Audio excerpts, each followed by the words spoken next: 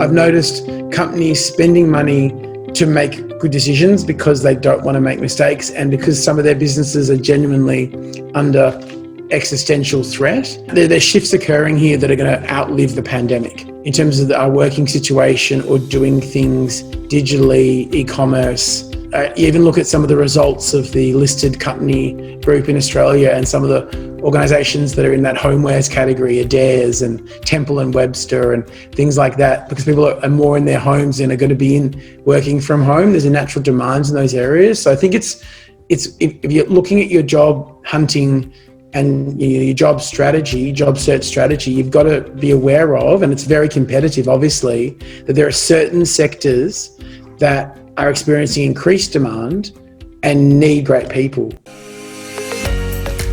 Hi, I'm Renata Bernarde, and this is the Job Hunting Podcast, where I interview experts and professionals and discuss issues that are important for job hunters and those who are working to advance their careers. So make sure that you subscribe and follow, and let's dive right in.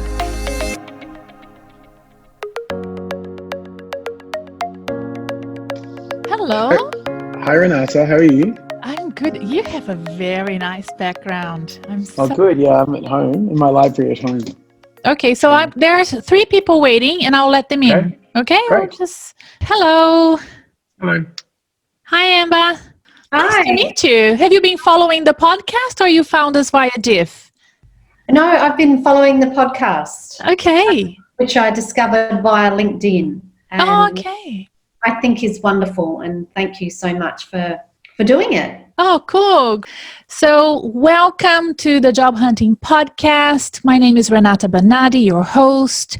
We are here for the final live recording for the Digital Innovation Festival in Victoria. It's a festival that happens every year. And you know what? Even though it's a Digital Innovation Festival, it's the first time that it runs completely digital and online. So up until last year, we had several events happening all around the state. And this year, of course, we are in a COVID pandemic, stage 4 lockdown here in Melbourne, and stage 3 all over Victoria. So we're doing it completely online. It's a festival organized by the Department of Jobs, Precincts and Regions. I am really, really excited to be involved and participating by organizing these 4 live events. And you know what? Podcasting is a real easy thing to do. You just, in your pajamas, do it at home with not much else that you need to do. But I've made it very complicated. I first added video to it, and now I'm doing it live. So if you're thinking about starting your podcast, don't follow my example. Just stick to the old-fashioned format. It's much easier. But I certainly have enjoyed these live events, and I will most certainly be doing them again next year, but not all the time because it's a lot of work. And Stella, who is my podcast manager and is here today attending as well, certainly has a lot of work to do after this as well. But today we have Julian Doherty, who is the managing director of YellowFolder. And I will ask Julian to introduce himself and tell you about his career and about his organization, because I think that's much better than hearing third hand. So Julian, welcome to the Job Hunting Podcast. Thank you. I'm pleased to be here, and I've been following the work that you do in the podcast. So I was very pleased to be invited to participate today and answer questions and talk about what we do. Okay. So I'm going to change the order of the questions a little bit and ask you to start by telling us about YellowFolder. What is it, YellowFolder, and what does it do? Okay. We'll go back to my story then later. Yes. YellowFolder, in terms of what it does. Look, in essence, we're an intelligence and advisory consultancy. And that sounds very jargonistic, but in terms of what we've been doing, we've been disrupting traditional executive search and recruitment agencies where companies go to hire externally and assess talent externally. And we've been doing it, and I think this goes back to the history that I did have, which you'll probably ask me about later, when I've been working inside an agency environment, inside an executive search firm, and I've been at that briefing table with the decision maker, the CEO, the HR director, the team leader who's about to bring someone new into their business. And I really felt that decisions were being made about the position description, about the scope of the role, about the remuneration of the role, about the strategy to find an external candidate without doing an external assessment.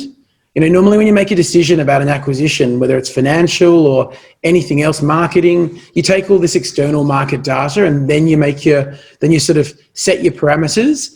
And I just felt very insular. And this goes to my perspective. I was never an end-to-end recruiter.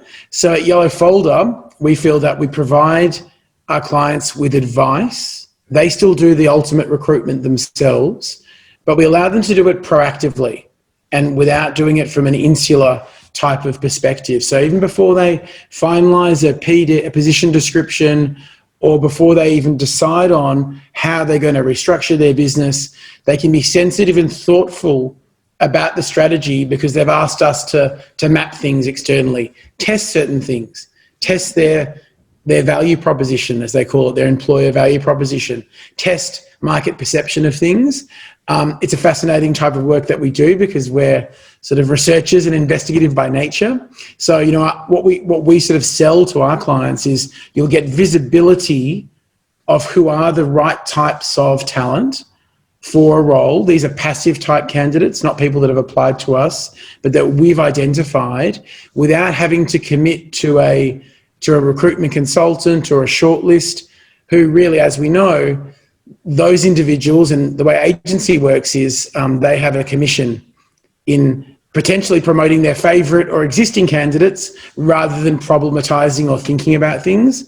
And I know we're going to talk about it in terms of different people's career, people that have joined the podcast this year in terms of changing careers and thinking differently about careers. And that agency model just doesn't seem to suit that. So, you know, just in terms of our fundamental things that we do or what we stand for, clients own all the information. So we're not an agent. It's very transparent.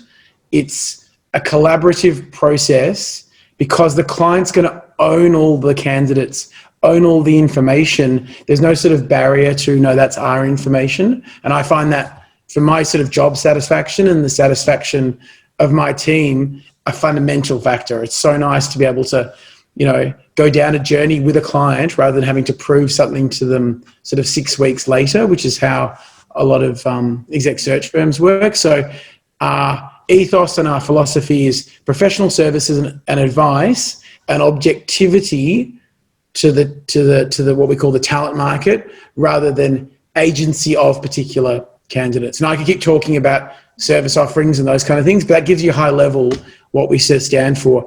So I was interested to understand what sort of assignments would come your way. And as I was saying, I had this situation with a client where it was a new role in a very structured organization, very hierarchical, and they were bringing in a new, very, very senior role to work with the senior executive team. But there was no job application. It was a headhunting thing that happened. And the position description wasn't really well developed. And it got to a stage, because it was such a long process, it got to a stage we almost had to re-educate the people he was interviewing for on what the role was. It's almost like they had forgotten what the role was. Have you ever see that? And it does happen in the sense that, to exactly what I was mentioning earlier, when you haven't sort of done your own internal or your own due diligence as the organization, even if it's an existing role, and we look at what's happening in 2020, existing roles, strategic priorities, and the fundamental capability that's required for certain things are changing. Not necessarily maybe a CFO role, but other roles that may exist on a senior, mid, or executive leadership team. We can't just assume that the same kind of ways that we thought about that role when we last recruited it exist. And I do hear stories where the client says, we've actually been looking for 9 months. And I think you do lose your way when you're not taking stock of what the candidate market is saying to you, but also you haven't put yourself through a rigorous, testing process of what's actually required. Yeah, no, look, it does happen more than probably organisations would care to admit. You asked what kind of work that we do. Sometimes it is for one role. It could be, right now we've got 2 CEO succession plans that we're working on. One's a 3-year sort of gestation for the succession. One's about a 9-month type of program. But other times we're working on a whole series of roles. A major bank came to us this year and said, if we change the way this role is going to be performed, i.e. take it out of the branch and into another kind of way of working with the customer, what would that do to the potential candidate market for that role? How would people perceive it? What remuneration would be required? What would that change in terms of the perception of people's careers? So sometimes it's about show us in a diverse, thoughtful way who are the right candidates for one position. Sometimes it might be show us and develop. And when I say show us, we do the identification of talent, and then we also reach out to individuals and have what we call career conversations, talent engagement type work, talk about their careers to help our clients understand the viability of these different strategies. So sometimes, it could be a company says to us, we're going to restructure marketing altogether. We're going to distribute the team. We don't need it all in Melbourne anymore because of COVID. What does that look like? Build us a whole pool of people for, CMO level, chief marketing officer, as well as the direct reports.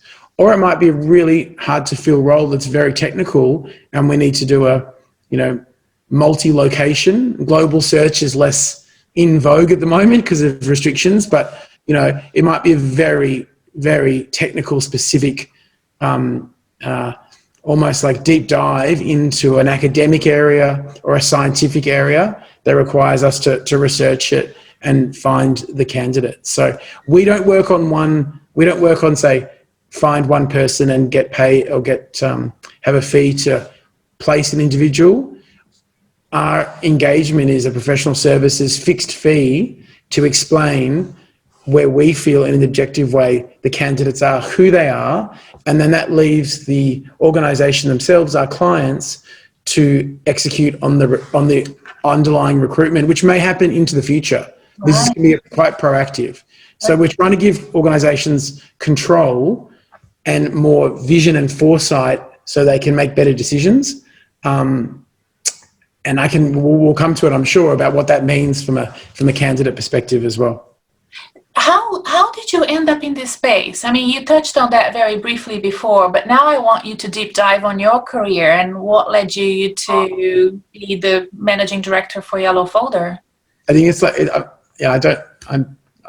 most people, I don't like talking about myself, but I'm happy to talk about this one in the sense that I do love the work. So undergrad, I did my undergrad honours in political science. I did about 2.5 years of a law degree. Didn't really know what I wanted to do. My family, a mixture of sort of academics and healthcare. So there's that sort of researcher kind of part of in the family. And I'd never call my auntie's runs a few businesses. So there's a bit of an entrepreneurship there maybe, but I was really at a crossroads. I was toying with the idea of a PhD, which would have been interesting, I guess, in pol sci. I did have a family connection into a consulting and recruitment business. And I ended up there just sort of not really taking it that seriously. But I was very fortunate to be paired with an individual who was working for Korn Ferry, the global search firm in London. Her partner, he was an architect who was out here doing his sort of year in Australia, and she was working for a local firm. And I got sort of trained and interested in exec search from her.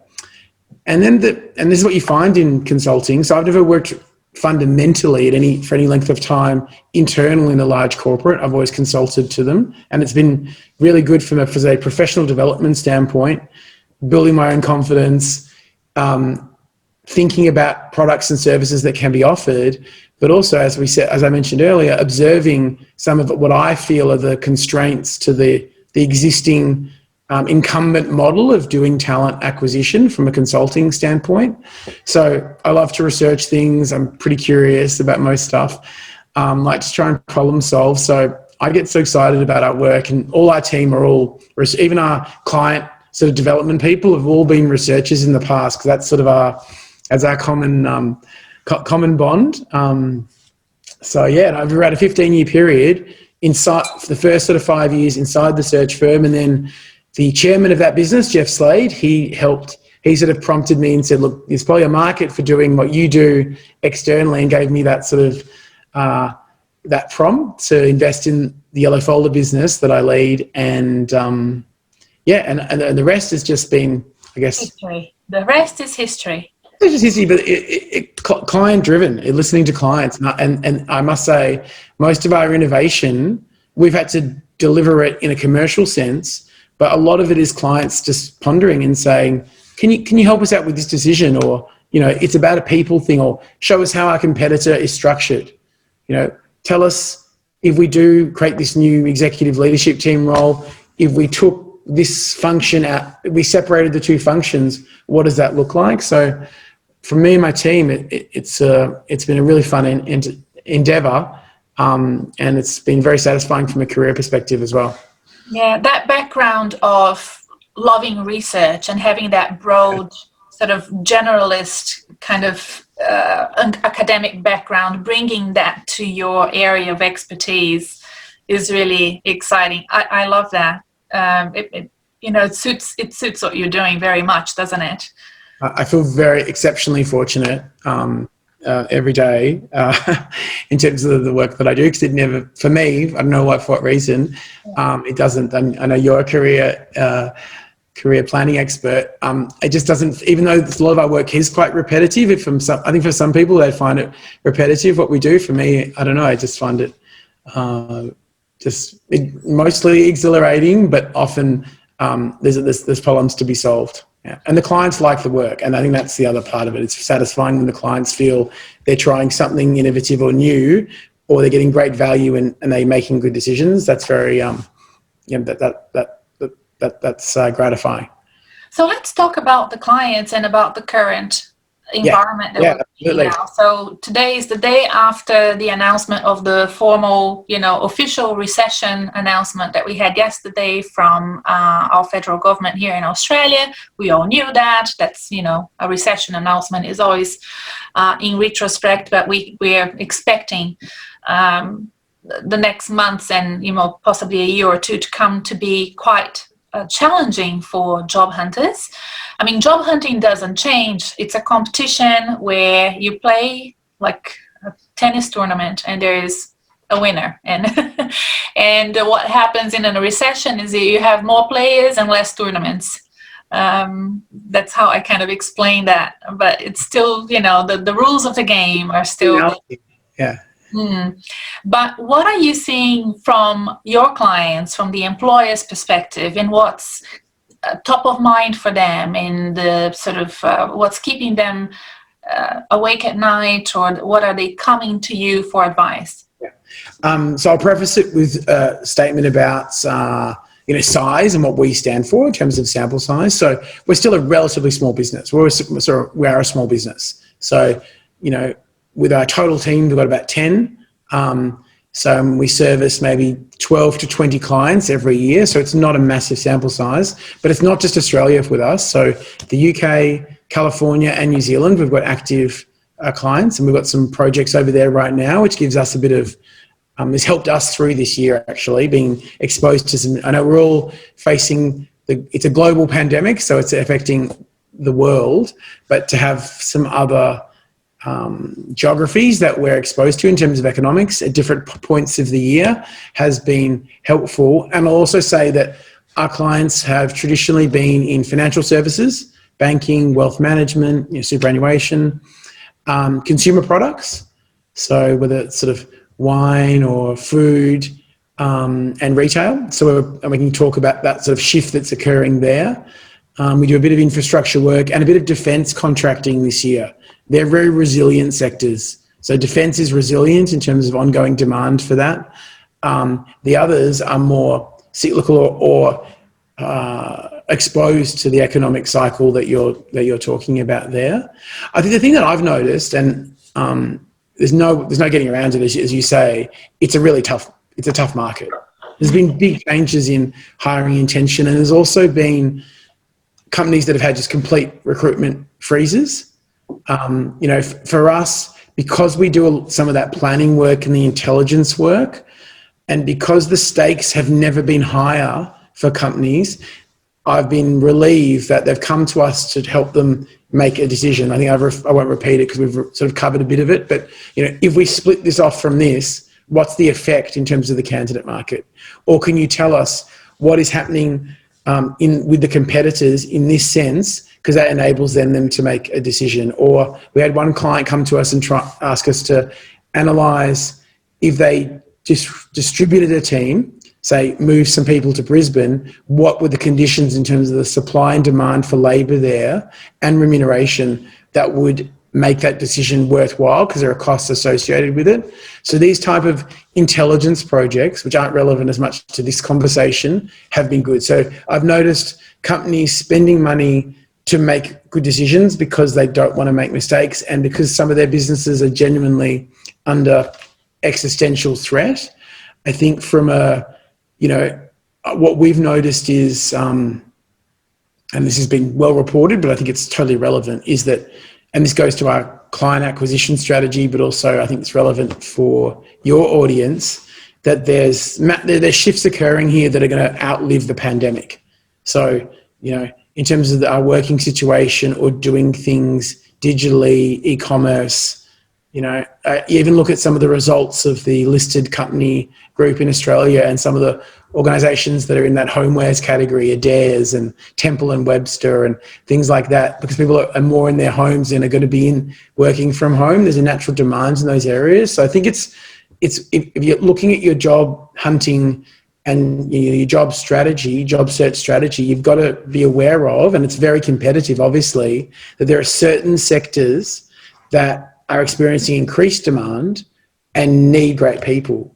Baby bunting is another good example of seeing real digital transformation and growth in what it's doing. And the fintech businesses, obviously, they're benefiting from broader trends that are not just 2020 things, but 2020 and the pandemic has been a catalyst for big behavioural changes. Digital health is another one.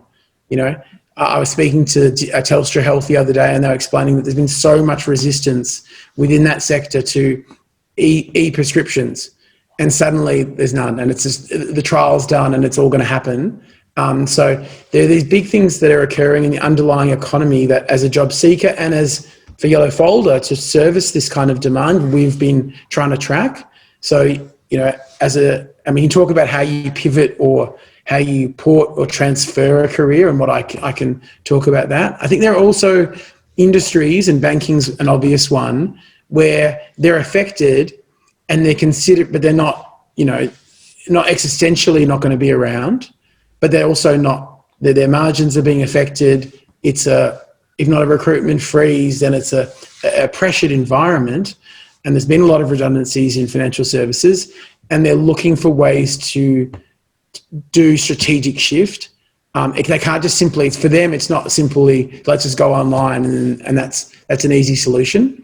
There's legacy issues in customer issues, and it's a very complex market. So it's not across the board, but we're seeing thoughtful behaviour amongst a group of companies in sort of financial services, where they're looking to change up whole job families and job descriptions. And I think that does create opportunities.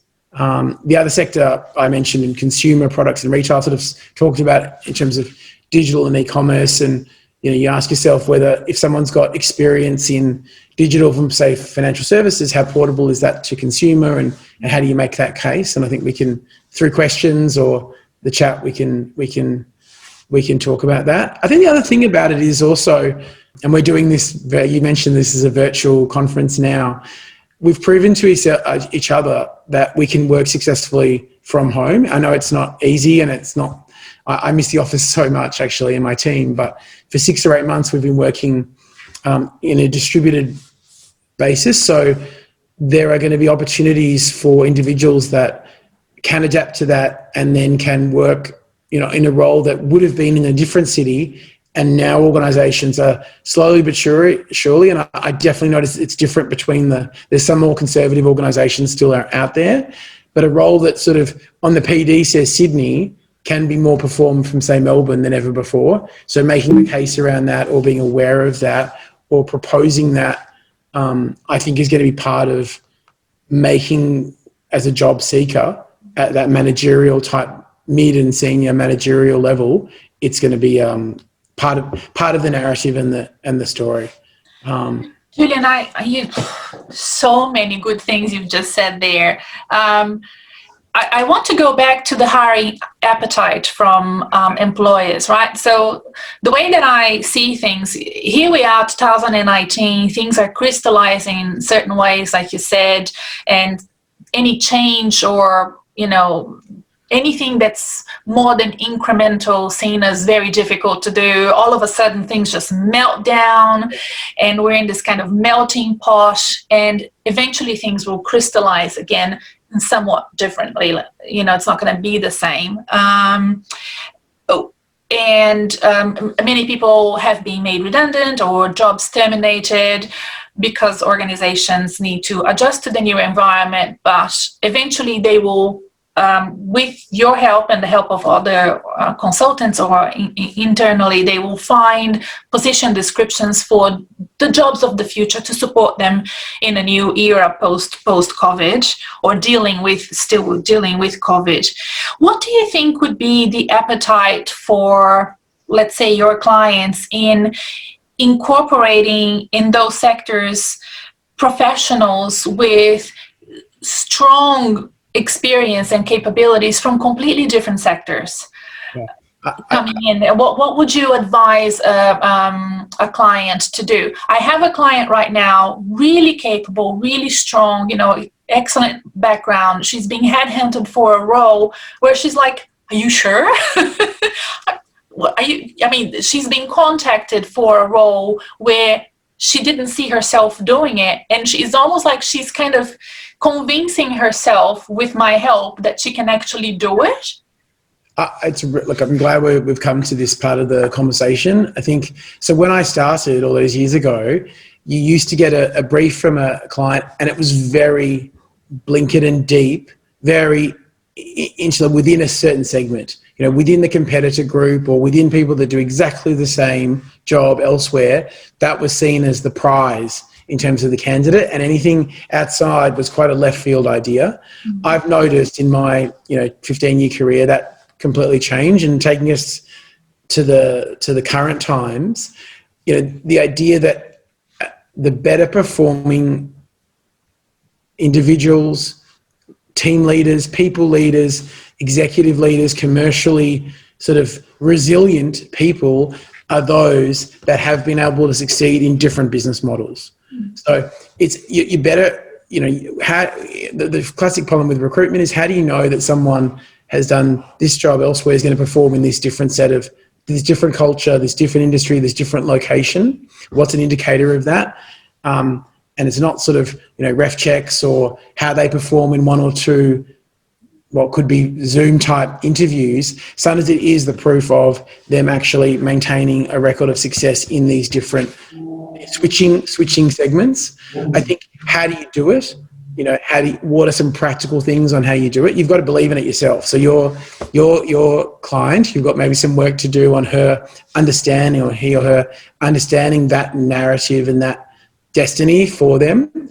But I know a lot of people do want to, that have faced redundancy because of these massive structural changes that are occurring, and do want to have used this time to say, well, actually, I do want to structure things a bit differently, or I do want to expose myself to different segments of the economy and society that I haven't worked in before. I think we do a lot of, in terms of the services that we provide, we try and educate and make the jobs of these internal talent teams and senior leaders easier to understand who are the right people.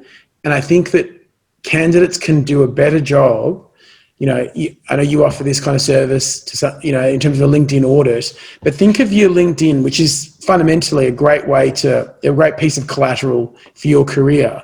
I think people don't spend enough time in that top sort of about section And I don't mean about their own, it's important to tell their own story and it to come to life, and not over the top. I'm not saying over the top either. And well, I'm sure we'll get some questions on this. So there's a balance to it. But if you are trying to say, I've done these successful projects, or I have this capability, skills and knowledge experience at a bank, for instance, if recruiters of all types are notoriously time poor, and maybe their attention to detail isn't what you hope. So you've got to make it a bit easier for them. You say, these, I believe, this can be applied in these other segments. You can almost list them out.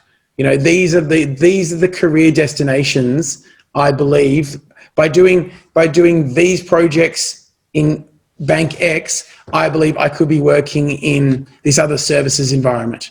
Or the digital sort of e-commerce stuff we were doing here is totally relevant to this other business model. And I think even if they don't understand it to the degree that you do, by flagging your ability to transform or port your career is a good tell for somebody who's reading a LinkedIn that you have that mindset, because that kind of mindset, I think, appeals to organizations in terms of resilience, adaptability, agility in all types, in all sense. That's what we're all looking for. And it comes up again and again in briefs that we have. Now, we don't want someone that's maybe tried 10 careers in 5 years. And, there are limits to this, and there's limits to how prescriptive you can be on your LinkedIn as to what you're open to. So I'm sure we'll open the conversation up to that. But the good news is, if you are trying to transition from one sort of particular, you've worked in one industry most of your career, there are ways to port out. I know it's not easy, but there's an increased demand for that. There's thinking out there on that. I love what you just said about you joining the dots for people that are, it's your priority and they are busy and time poor. So join the dots for them. Hundreds of LinkedIn's, hundreds of CVs, even for senior roles, kind of thing. How did you join the dots for them? I think it's a great way. It's a great thing to take out from this session in terms of that. And I'm going to email everybody that I've done a LinkedIn audit and just add that. Remember what I said about section? I have this other thing to tell you. So thanks for that.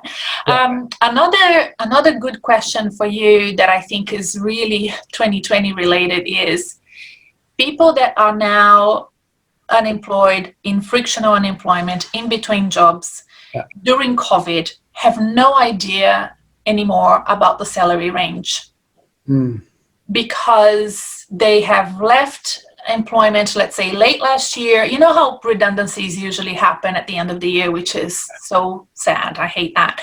And then, of course, this year we've had redundancies in March, April, May, June, July.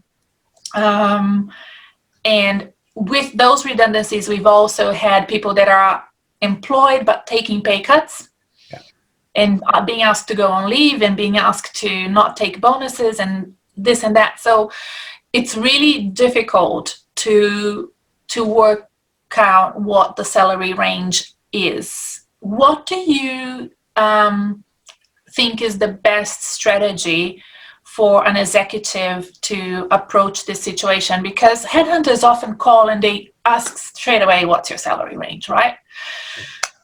Well, I think, I asked the question when we're doing the engagement work with what we call candidates, the targets of our research. I'll say, where are your remuneration expectations? And the answer could be, on my last job, I was at this, if they're in that frictional unemployment status.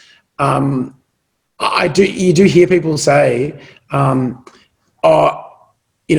of COVID, so I'm just going to pick a number. They might say, I was hoping for 150, but I'd look at 130 because of COVID, or 180 versus 200. To be honest, we have not had too many briefs where customers have said to us, let's reduce the salary of this position because of COVID. I think that they think, what do I call clients? Our customers think that the potential available talent for a role may be more, they might be expecting a bit more than they got last year because of the availability. So I think that's the factor there too. My advice is to know your own worth, know your own situation, know that there's been some, it's been a tremendously upsetting is probably just the right word for it. Yeah, and if you're going to back yourself, particularly in a career move, you've got your own sort of base level. But I don't think it should be too much from what your last role should be. The other way to explore the market is obviously through contracts and interim work, which I think are great, particularly if you're trying to add a new functional part to your portfolio or a different industry. It's a way to prove to recruiters, headhunters, and future employers that you can adapt. You don't maybe want to do contract after contract after contract, but again, it can get you back into where is the remuneration level massive, where is it now? But no, for the audience, it hasn't changed 20%. The remuneration levels have not changed 20, 30, 40%, or there's not an expectation of that just because of what's happening out there for the right talent. So there has been some bad behavior out there, Julian, and I experienced that with a few clients. And then the late Kirsty Bonner, I don't know if you follow, she was the most amazing career coach of all times, passed away last week, but she wrote a very, very strong post on LinkedIn a few weeks ago before she passed away about that, stop this horrible behavior of offering, graduate salaries to senior exec jobs just because it's COVID. It's unfair, it's not right. And I'm telling all my clients not to accept it. And I think that, the anxiety of being a coach and advising your client to be careful and not take a job when your client really needs a job. But it's, half or more than half of what their salary was before. Yeah, well, honest to God, we've not had one brief in the last 6 or 8 months where the client said, it used to be at this level, now it's at this level. If you're an agent, obviously your job is to get whoever you can get, convince the client to fill the role with. And if that's forcing somebody who was on this salary to move down because they're obviously going to blow the client away at the interview because they're overqualified for the job, then you can see how that behavior occurs. But I don't, there hasn't been that seismic a shift in remuneration. Yes, it's the clients think they're going to get a bit more bang for buck, but we're not talking about, what you're referring to there. Okay, good. We have a question here, and Andrew has asked me to ask it on his behalf. So he's asking, is recruitment, there are several questions, so let's go one by one. Is the recruitment industry broken? I mean, I'm biased, so... What is your take? I'm biased in the sense that that agency model where you get someone to give you advice on making a really important hiring decision and they've got a vested interest in placing an individual that they may already know, and you've got no way as the client of inspecting their work, scrutinizing what's occurred, understanding whether that person was the best person or they're just the two people that they already had at the start of the process. I think that is that agency or subjectivity of the supplier. I think that is pretty much broken and is ripe for disruption, hence the work that we're doing. I think even where, looking way into the future, I think Andrew's referring to, CVs and how people are going to connect it. I think through technology and matching and recruitment, having a sort of a recruitment, intermediary that, whether that's an internal person or an organization like a YellowFolder, or I think that will eventually, it will go. And it can be very frustrating. I'm not an apologist for bad behavior by anybody, but I will say that I know with some of the clients that we have, they're in periods of this year where for 4 weeks they've been in complete, internal restructuring lockdown, and that's led to some poor candidate experience, in terms of feedback, in terms of what's going on, or just wholesale, the whole pathway to recruiting that position has changed. So he's also asking about CVs, and I think that's a great question because when you're transition from one way of doing things to another, as we are, we have to be on LinkedIn. If you're a white collar worker, office worker, if you're not on LinkedIn, What are you doing? I mean, you're lucky if you don't have to be on LinkedIn, but most of us listening to this podcast have to. But we still need to do our resumes, and we still need to do our cover letters. What do you think we should be watching out for in terms of how, you know, your clients are looking into this? Is LinkedIn more important than the resume? Are they surfacing different aspects of how they assess you as a candidate? Yeah, I think it's a really good question. I think from my perspective, obviously to your point, the LinkedIn is essential. A LinkedIn that's full, speaks to the kind of person that you are, where you want your career to go is essential, not just these just a series of roles that I've had.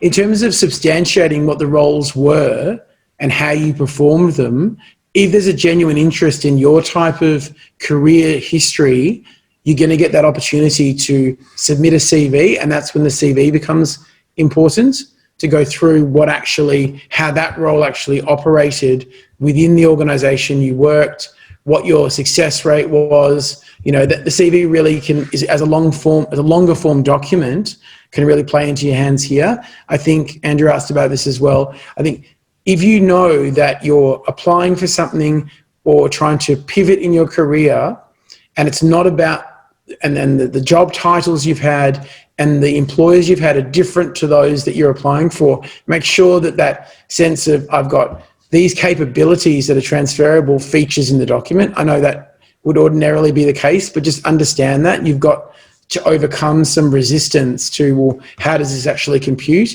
And the CV can help you get there, as well as the LinkedIn. But I really feel the LinkedIn is the opener. And, you know, often it happens with all types of recruitment. A name comes up and the hiring manager will Google someone and just, you know, oh, that looks good. I'd love to see Renata. Let's get her CV and so on. I think the cover letter is still important as well, even if it's just good prep for these type of, you know, interviews. I think I'm a big believer in just writing down and articulating why and why you're relevant to something can be a good prep for having a structured conversation when it does come. Can I tell you and the listeners how I frame it? Go ahead. It's kind of complements what you just said. I see the LinkedIn as you positioning yourself at a specific level of leadership. So sometimes you might be, you know, let's say a CFO, but your LinkedIn is not positioning yourself as a CFO. Yes. It just isn't. And you need to work your LinkedIn profile so that you may not have touched your LinkedIn profile for 10 years. Back then, you're a financial controller and you haven't really updated your photo or done any sort of activity for the past 5 years, and you just neglected it. So you need to make sure that it's at that level. Your resume is really important for due diligence. So if you're applying for that CFO role, it needs to be complete. It doesn't need to be perfect, but it needs to be complete, because that organization needs to scrutinize the hell out of you to make sure that you are who you say you are, now more than ever.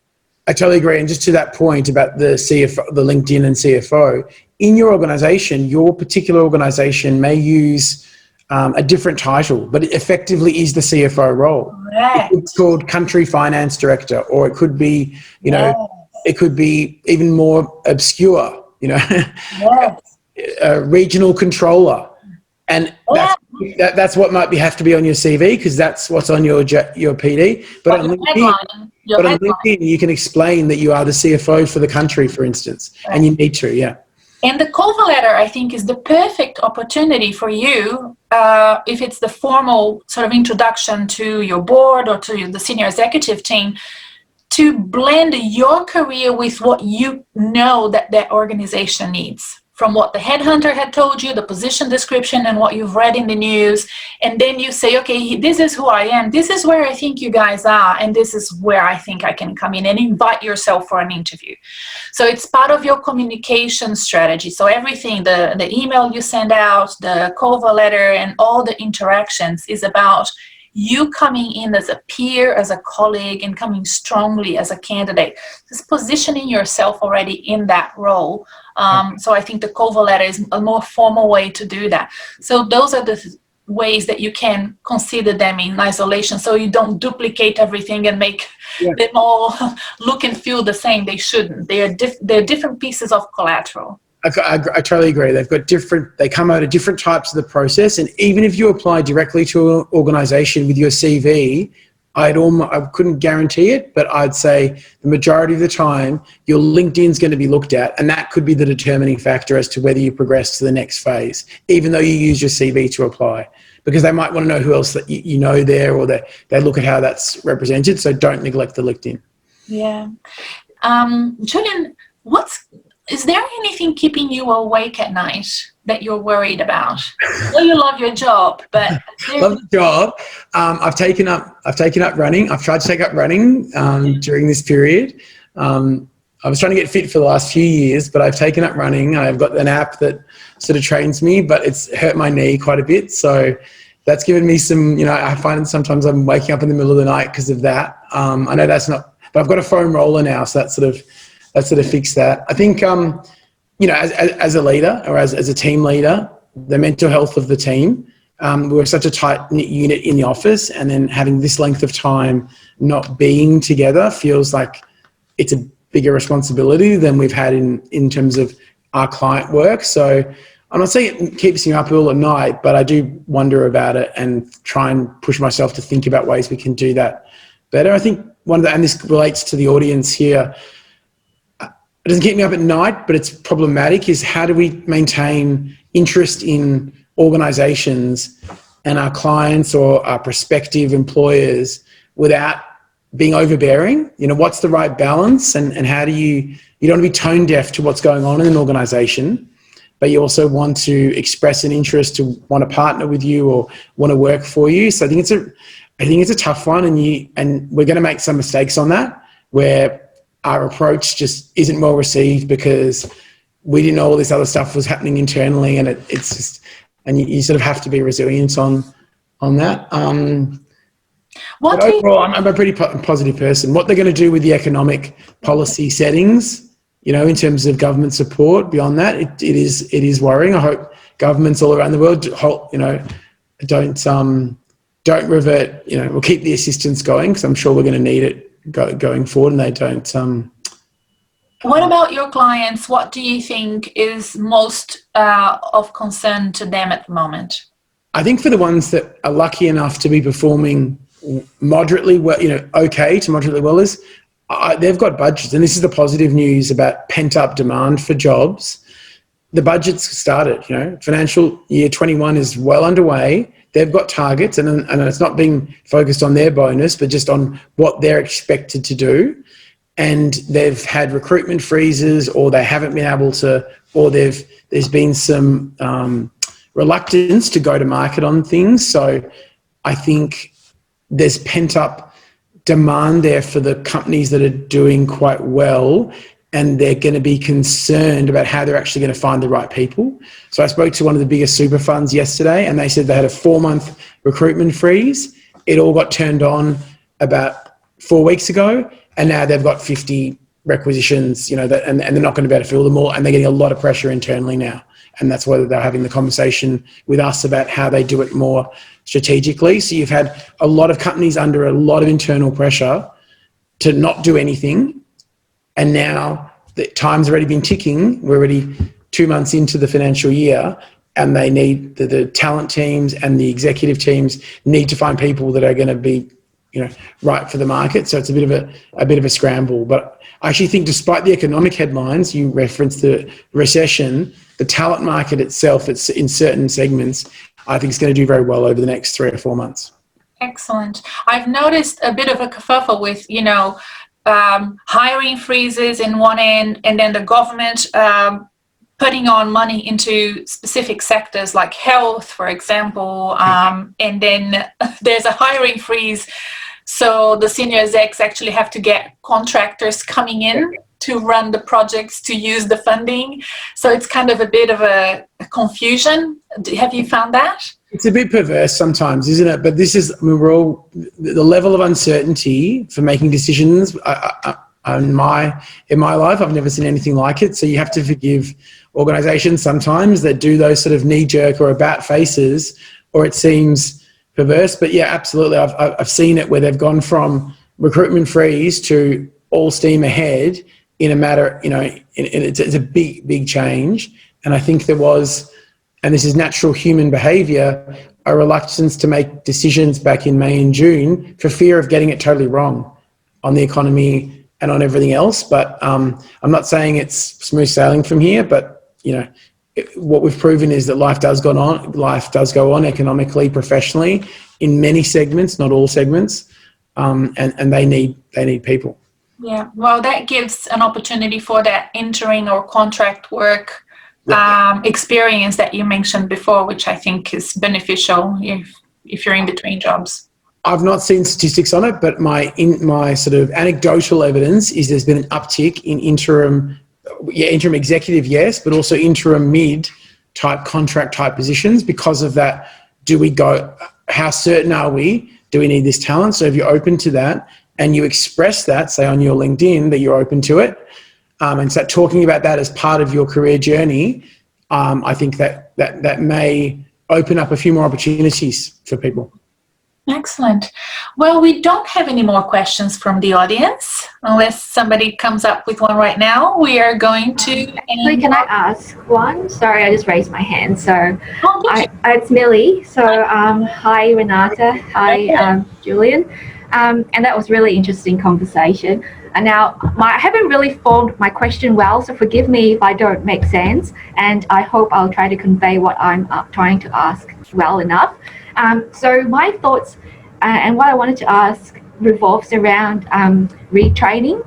So maybe in a different field or seeking, higher education just to retrain. So along that thought versus experience. So we did touch during the conversation, on, maybe trying to delve into different sectors, or maybe say in the area of science, it's a white umbrella. So within that white umbrella, there's still a lot of specific umbrellas that people are an expert in, and maybe to jump from one area to another is still quite a big leap, even though it's within the same big umbrella. So as a recruiter, what's your thought on the importance of, say, retraining versus experience? Because when one tries to go into, say, a different field, even if it's, say, within the big same umbrella, it's still a slightly different arena.